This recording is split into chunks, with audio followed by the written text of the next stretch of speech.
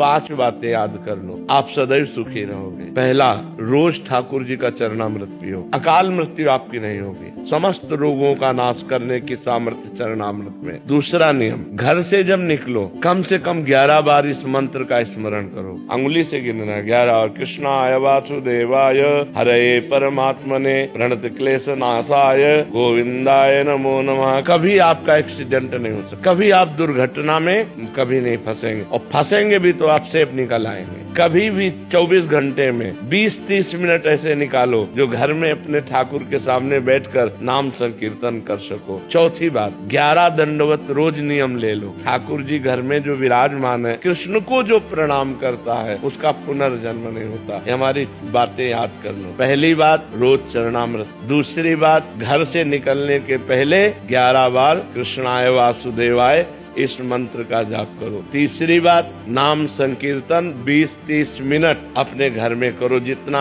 आनंद पूर्वक खुद डूब करके नाम संकीर्तन करो। चौथी बात, भगवान को 11 साष्टांग दंडवत करो। और 5वीं बात, वृंदावन की रज ले जाओ, जरा सी रज माथे पे रखी रहनी चाहिए, अपने बालों के बीच में जरा सी रज। फिर आप अपने जीवन को देख लेना, कितना मंगलमय जीवन होता है, कितना आपको पॉजिटिव विचार आते हैं, कितने आप दुख संकट से निवृत्त हो जाओगे। आप मान लो मेरी बात, लोग किसी के आशीर्वाद पर भरोसा करते हैं, हम कह रहे आशीर्वाद का आशीर्वाद हम दे रहे हैं। ये 5 बातें मान लो हमारी।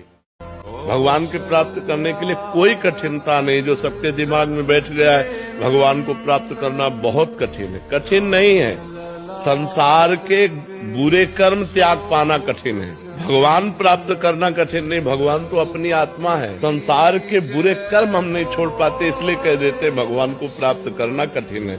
अगर हम बुराइयां छोड़ दें भगवान के भजन से और खूब परिवार में प्रेम से रहे और सहे कष्ट और नाम जप करे तो भगवान प्राप्त हो जाएंगे। देखो, संसार का चिंतन इतना बोझा है, यदि आपको 6 घंटे नींद ना लिया जाए तो आप परेशान हो जाए। तो 6 घंटे नींद में होता क्या है, संसार का चिंतन छूट जाता है। आप रिलैक्स, 6 घंटे बाद एकदम नहीं आनंदित होकर उठते। 6 घंटे अगर जागृत अवस्था में आप भगवान का चिंतन करते हुए संसार का चिंतन छोड़ दे तो बहुत बड़े महात्मा हो गए। संसार का चिंतन ही दुख देता है, अगर भगवान का चिंतन हो तो सुख में। हम वैसे भी कहते हैं, हर परिस्थिति में जब तक जिसका जिससे काम निकलता है तब तक वो यार है, मित्र है, प्यार है, सब है। और जिस दिन काम लायक नहीं रहा तो न यार, न प्यार, न मित्र, न कोई संबंध नहीं। ये संसार बड़ा झूठा खेल वाला है। यहाँ स्वार्थ का सब प्रेम है, स्वार्थ हटा तो फिर कोई प्रेम नहीं करता।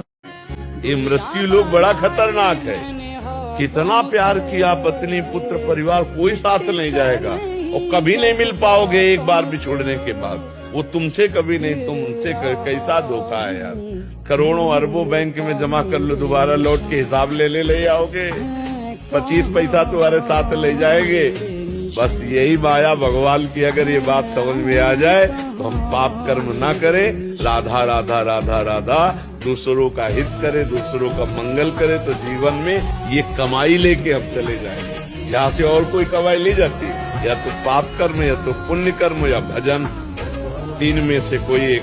अगर पाप पुण्य कर्म हुआ तो फिर आना पड़ेगा, भजन कर ले गए तो भगवान की। थोड़ा बुद्धि शुद्ध कर लो, मंदिर के भगवान को भोग लगाओ या न लगाओ, बूढ़े माता पिता को भूखा मत रहने दो, उनको बढ़िया बढ़िया खवाओ पियाओ।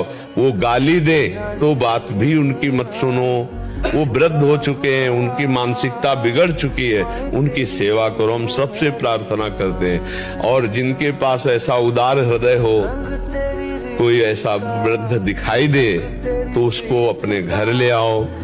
2-4 दिन में ऐसी संस्थाएं हैं जहां उनको सुव्यवस्थित पहुंचा दो। कई ऐसे वृद्ध जन हैं जिनको अत्यंत आवश्यकता सेवा की है और लोग उस समय उनको घर से निकाल देते हैं। कैसा हृदय होगा उसका नीच कि वो अपने ऐसी माँ को जिसे भगवान की तरह सिंहासन में बैठाना।